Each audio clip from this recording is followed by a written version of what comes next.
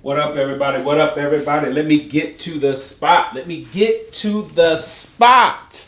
Oh, hey, everybody. This is Plan Your Greatness, and I am your gracious host, Carlton Hamilton. Let me get the microphone in the right position.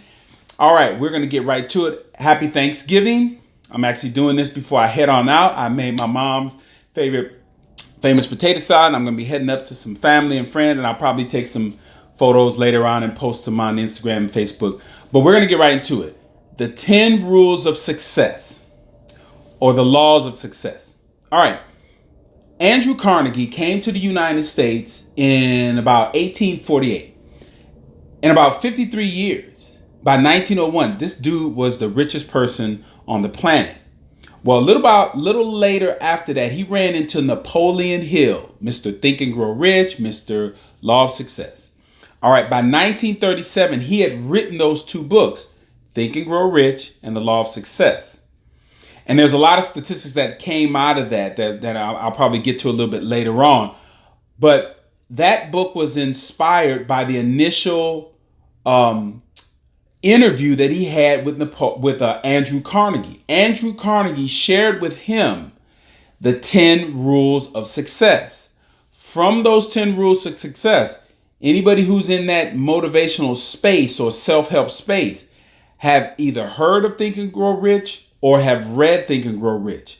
Those 15 lessons that are in Think and Grow Rich are based off the 10 rules of success by Andrew Carnegie. So you can say, some people say he plagiarized, some people say he copied, but I just say he was motivated and he was inspired by the initial interview he had with Andrew Carnegie, which he laid out the 10 rules of success. So what I'm going to do is I'm going to actually give you the 10 rules of success, show how they are similar to 10 of the rules that that Napoleon Hill used in his writings, and then maybe even tie in you'll see where the three questions came in. All right, so let's get started. Now, specifically, Napoleon Hill talked about that in his research, it's questionable whether he interviewed somewhere between 18 and 30,000 people in the 30 years that he gathered his information.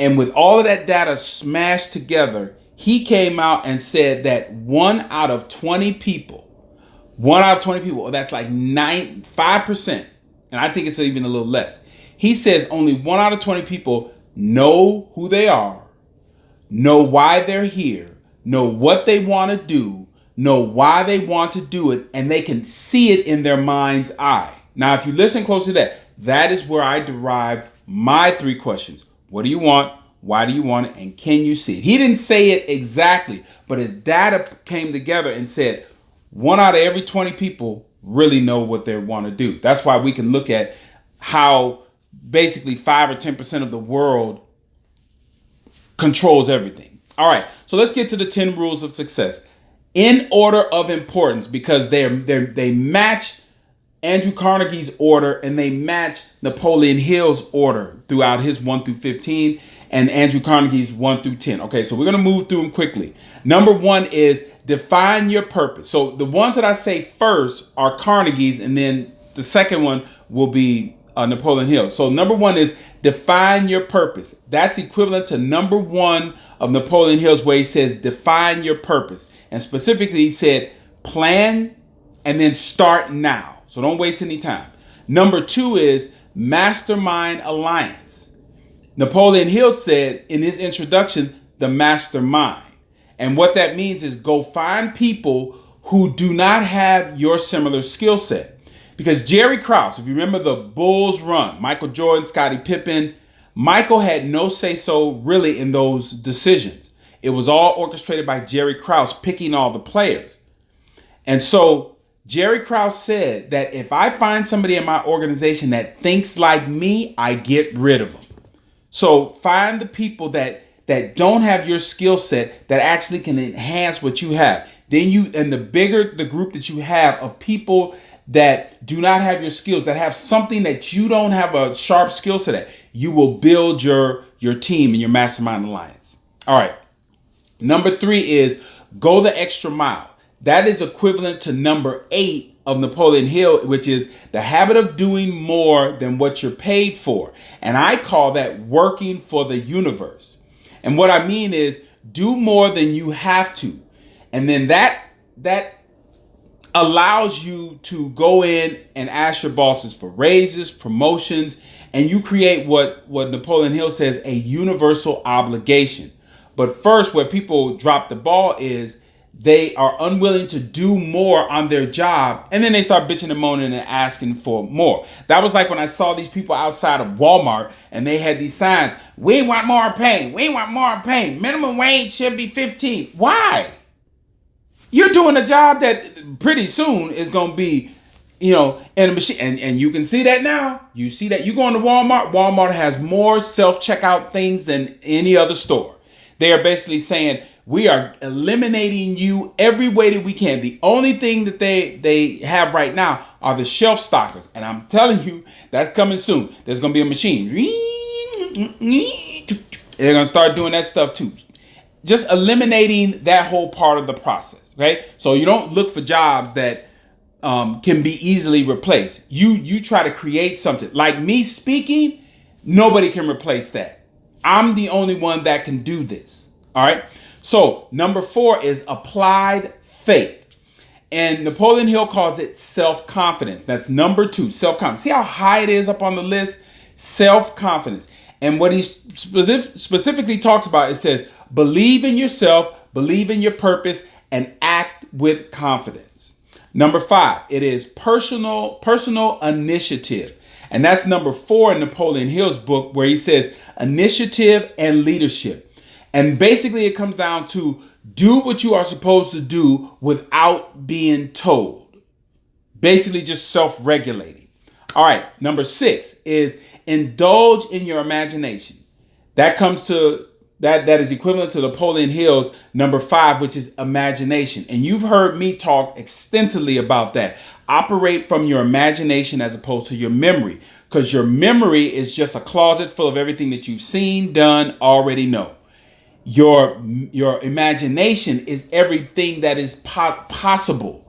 It is unlimited with what you can accomplish, what you can believe in. All right, number 7 is exert enthusiasm. Okay, that is number 6 in Napoleon Hill's book, Enthusiasm. And really what he's saying right there is your attitude. Your attitude sets you apart from anyone else. Now, a lot of people actually watch my videos because when I do it with a lot of energy. I drop nuggets. I drop some thought, make you think, but I do it in a very empowering, you could tell that I'm convicted in what I'm doing. So attitude is everything. Do it with enthusiasm. Number 8 is think accurately. That is number 10 in Napoleon Hill's, where he says accurate thought. And simply what that means is being able to separate facts from fiction. And once you're able to do that, you're able to take the good information and move forward from that. Number 9 is concentrate effort on your most important task. That is number 11 with Napoleon Hill, and it's just concentration. And exactly what I said in the title, concentrate your effort on the most important things. I see this all the time. And I hear it in conversations. People will start talking and you'll hit on something and then they want to go off on some tangent and tell you all about, no. Stay focused.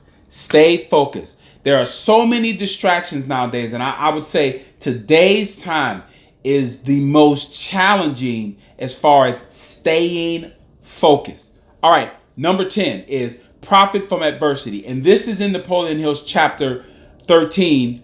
And if you look on my head right there, that's the book that I'm referring to. And then right there is Think and Grow Rich. I'm referring to those books that I've read. Number 10, profit from adversity. In Napoleon Hill's book, Law of Success, chapter 13, it says failure. And basically what it's saying is benefit from adversity, meaning that everything that you do is really just a lesson. There is nothing that you're going to sit over here, because failure is only failure if you deem it as a failure. But if you say something that you did, if you learn from it, it absolutely loses its value as being a failure, because now it becomes a lesson. Now, I'm not saying you need to follow any of these, but I like the way he has them laid out. But this is what I get at when I present this information, is if you take little nuggets of this and that and all these other things that I'm presenting out there, read books on people that are actually doing this stuff, or be around people as they're talking about mastermind. Connect yourself with people that don't do what you do, but do something different to enhance your skill set. When you are doing that, you are making a deliberate effort to plan your greatness. All right, this is Plan Your Greatness. And I will say this again, plan your greatness. You know why? Because no one else will. And happy Thanksgiving.